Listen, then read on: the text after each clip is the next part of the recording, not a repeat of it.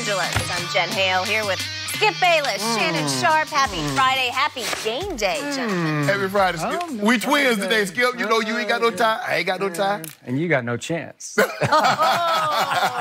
he can't play. I'm winning today. Yeah, are you? Yeah. Are we going to be Sharpadamus or Floppadamus? Let me see what I'm today? seeing. We don't You know. got 10. Yeah. I'll let you win one. Are you? Okay, thank you very much. He's feeling I'll generous. win another 100.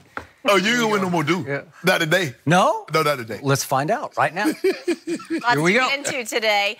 Let's start with tonight's crucial Game 4. The Warriors down 2-1 in the finals, but help is on the way. Klay Thompson expected to play tonight after missing Game 3 with that hammy injury. However, Kevin Durant will miss his 9th straight playoff game. Steve Kerr says no setback for KD, and Kerr does still hope KD can play in this series at some point. Golden State favored tonight, but Toronto now favored to win the series. It's the first time the Warriors have not been favored to win the title since all the way back in 2016. Shannon, do you agree that the Raptors should be favored to win the whole series? I believe they should be slight favorite. Skip, I don't know if you noticed it, but did you see what that bandage was on Kevin Durant? It sure wasn't hop around his calf. Now, I didn't know the calf run way down close by your Achilles, but that's neither here nor there. I did not notice that. But if you get a chance to look so back your at... suggestion is that... I'm just saying, it didn't look like a calf injury to me. Aha. And I wish they stopped lying because he's been close since Portland. And we're a month later, and Kevin Durant... Because wasn't he supposed to go through a simulated practice, but then the trainer said, we didn't feel comfortable putting him through. Okay. I do believe they should be slight favorite. And I think when Vegas factored in, because Vegas had the Warriors as the favorite, but they were anticipating Kevin Durant was going to come back. Yep. Okay, now, I think Vegas even is resigned to the fact KD's not coming back. And now we got a banged up Klay. Now, how much will Klay play and how effective will he be? Skip, I believe had Klay played Wednesday, they would have won that game.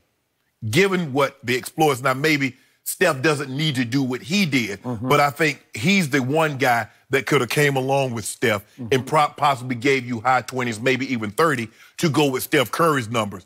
He didn't get that, and so we know what happened. But I do believe they should be the slight favorite. The Raptors are a very formidable team. They're very, very balanced. I don't anticipate all 5 starters scoring at least 17.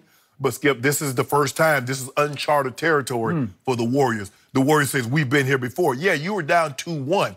But the team that had the 2-1 lead, they had the injuries that you have now. Now you're down 2-1, and you have the injuries. It's a different ball game because Cleveland had you 2-1, no Kyrie, no Kevin Love. Now you're down 2-1 with no KD and a possibly gimpy Klay. So the tables have turned. I agree with Vegas that they should be a slight favorite.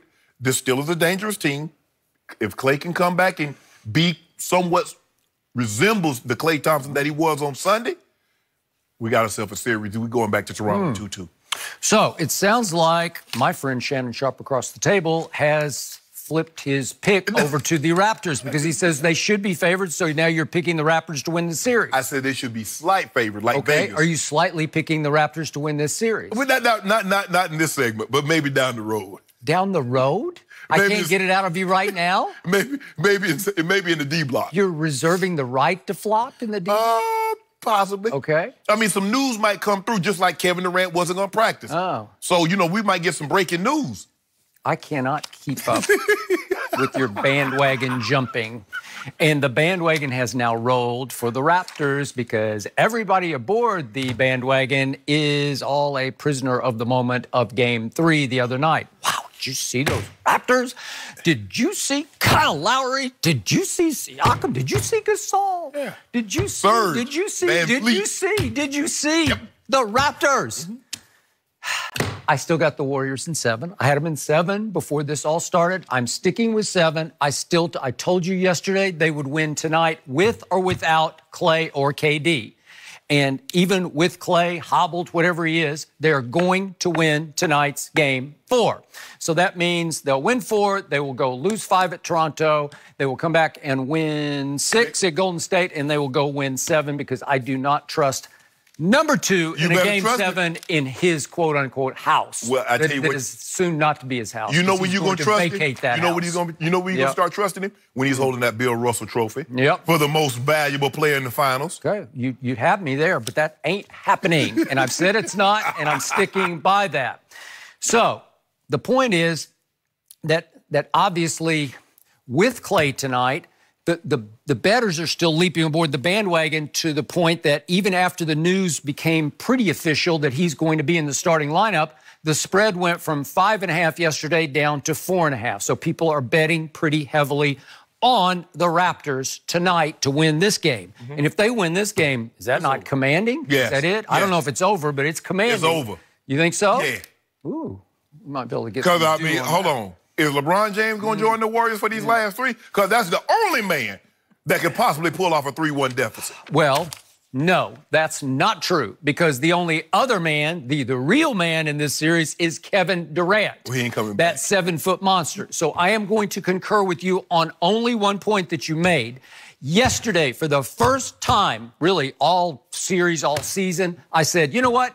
Kevin Durant has dribbled his last dribble for the Golden State Warriors. That's it. That's all, folks, right? He should wear that T-shirt tonight, right? He's out because I'm virtually sure he's not going to be a Warrior next year. I don't know that for a fact, but all of my instincts tell me he's out, and he's definitely out for the rest of the series. And I agree with your premise. It has to be more serious than a calf strain. It has to be an Achilles something, tear, maybe not rupture, but something's wrong with his Achilles where he just can't go. And they keep flim-flamming us day after day after day, only because they're playing games with the Raptors. They want the Raptors to fear that, hey, even tonight, he might Willis Reed it. Right. He might just show up, that 7-foot monster might show up, tip-off tonight and walk right out to midcourt and say, let's go, right? Because now you force Nick Nurse to prep for it every time. Right. But just in case we're going to do this, we're going to do that to defend him, to defend them, right? Yeah. And I'm with you. It's over and it is done because they flim-flammed us the night before after the game because they announced, Steve Kerr announced that he was going to play 3-on-3 the next morning with some the assistant coaches and some of the G Leaguers. Correct. Right? Yes. And nothing happened. So some of the Kerr quotes. See, look at that bandage, Skip. Okay. Look what that bandage is. All right. Now, I don't know if you got calf that's way down there. Does that? He's got long calves, man. Yeah, the calves don't go that long. They don't go that long.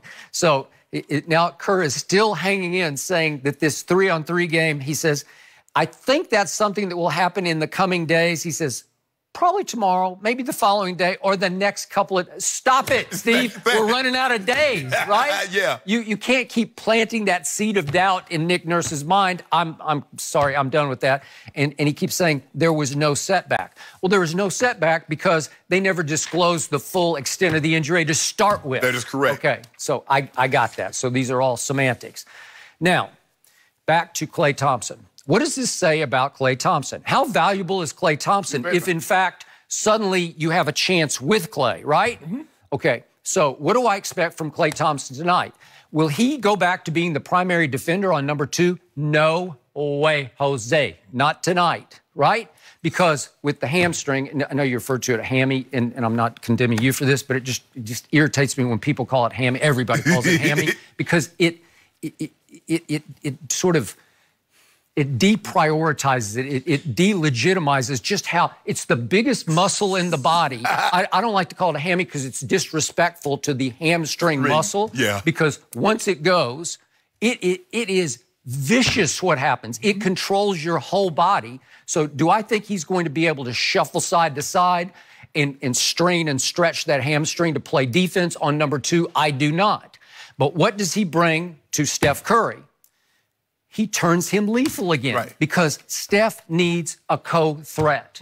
He just does. We've seen it now in 2 straight games where you can't. Now, if with Klay, you can't prioritize that guy. Right. You can't double him. You can't try to get the ball out of his hands because if you do, the other guy will shoot you out of the gym. Right. So that's what you do. You need brothers. Plural, splash brothers. Now it's not brother. You just have another guy running off screens on opposite sides. So where do you go? You can't, because, Skip, all they had to do was just set their defense to take away Steph, and they couldn't do that. Right. Even though they didn't have another outside shooter. Yeah. How do you take Steph away now with that guy on the floor? But Skip, this is where Klay Thompson adds value. When you take him off the court, it hurts your defense because now you really only have two defenders out there. That's Draymond, that's Iggy. Sean Livingston is not a defender. For how great Steph Curry is, he's not a defender. Boogie Cousins is not a defender. Well, so plus, they just brutalized him in the pick and roll the other night. They shamed him. Yes. DeMarcus. They just made him look ridiculous. What? I think 6 of the last 7 games, Skip, they felt falling behind by at least double digits in the first half. Yep. That's not offense. That's defense. Yeah.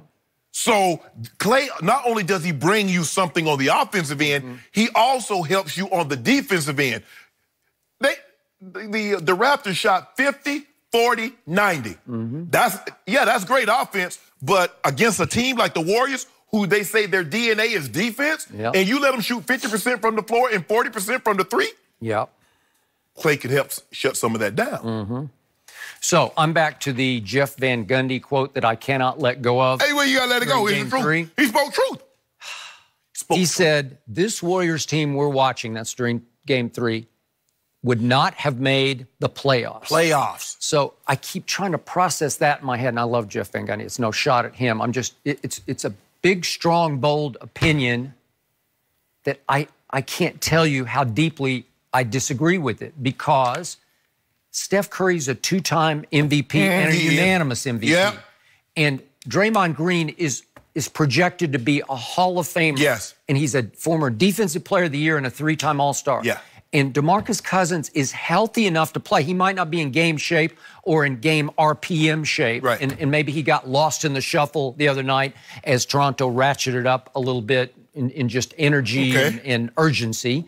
But if he's reasonably healthy, he's a 5-time All-Star. Okay, so you're not telling me those 3 couldn't have been better than the Clippers? I'm sorry, they could have been better than the Clippers. They could have been, but Jeff Van Gundy is looking at it as he sees it. A 35-year-old hobbled Iggy, a 28, 29-year-old hobbled Boogie Cousins. Yeah, that team. I don't think he's hobbled, though. He's hobbled, Skip. No, he's not. I mean, you see how he moves and Skip. Look, he was never the defender. You didn't say that after Game 2. No, but Skip, the thing was,